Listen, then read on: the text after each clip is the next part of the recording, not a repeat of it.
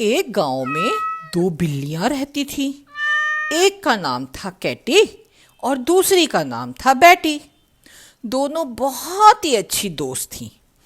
एक दिन दोनों को खेलते खेलते बहुत देर हो गई और उन्हें बहुत तेज भूख भी लग गई।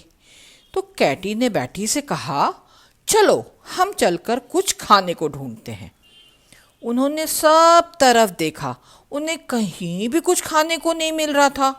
दोनों म्याऊ म्याऊ करके खाना ढूंढ रही थीं। तभी उन्हें एक घर की खिड़की खुली हुई दिखाई दी। बस फिर क्या था, दोनों छिपते छिपाते हुए उस घर में घुस गईं। धीरे धीरे दोनों किचन की तरफ आगे बढ़ी। वहां पर उस घर की मालकिन खाना बना रही थी। तभी कैटी को वहां पर रखी एक रोटी दिखाई दी। तो कैटी सोचने लगी कि मैं इसे कैसे खाऊं, पर बैटी तो बहुत चुस्त थी। तब तक बैटी ने वो रोटी उठाई और घर से बाहर भाग गई। कैटी भी उसके पीछे पीछे भागी। दोनों बिल्लियां उस रोटी के लिए लड़ाई करने लगी। कैटी कहने लगी, म्याऊ म्याऊ, ये रोटी मेरी है, पहले मैंने देखी है। और बैटी कहने लगी, म्याऊ म्याऊ म्याऊ, नहीं, ये रोटी मेरी है क्योंकि पहले ये मुझे मिली है। लड़ते लड़ते दोनों एक पेड़ के नीचे आ गई। उस पेड़ पर एक बंदर बैठा था जो काफी देर से इन दोनों का झगड़ा देख रहा था। रोटी देखकर बंदर के मुंह में भी पानी आ गया क्योंकि बंदर को भी भूख लगी हुई थी।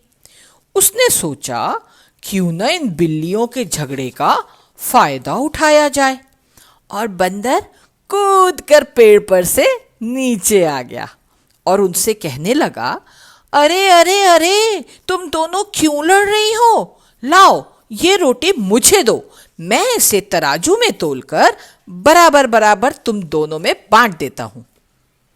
बिल्लियां तो पहले सोच में पड़ गई, पर फिर बिल्लियों को उसकी बात अच्छी लगी। उन्होंने कहा, ठीक है, फिर हम दोनों बराबर बराबर रोटी खा लेंगे। पर बंदर तो था चालाक। उसने रोटी के 2 टुकड़े किए और तराजू में रख दिए, पर उसमें एक रोटी थोड़ी ज्यादा थी तो तराजू का पलड़ा नीचे हो गया। फिर बंदर ने उसमें से थोड़ी रोटी तोड़ी और खा ली। अब फिर से तराजू पर रखा, पर अब दूसरी तरफ की रोटी ज्यादा हो गई तो वो पलड़ा नीचे हो गया। अब बंदर ने उस ज्यादा वाली रोटी को तोड़ा और खा लिया। फिर उसको वापस तराजू पे रखा तो फिर पहले वाली रोटी ज्यादा हो गई। ऐसे करते करते धीरे धीरे बंदर पूरी रोटी खा गया और झट से पेड़ पर चढ़ गया।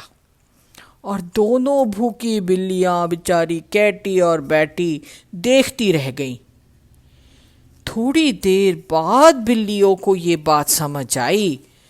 फिर उन्होंने एक दूसरे की तरफ देखा और कहने लगी, म्याऊ म्याऊ, अब हम कभी लड़ाई नहीं करेंगे और हमेशा मिल बांट कर खाएंगे। और फिर दोनों प्यार से गले मिलकर रहने लगे।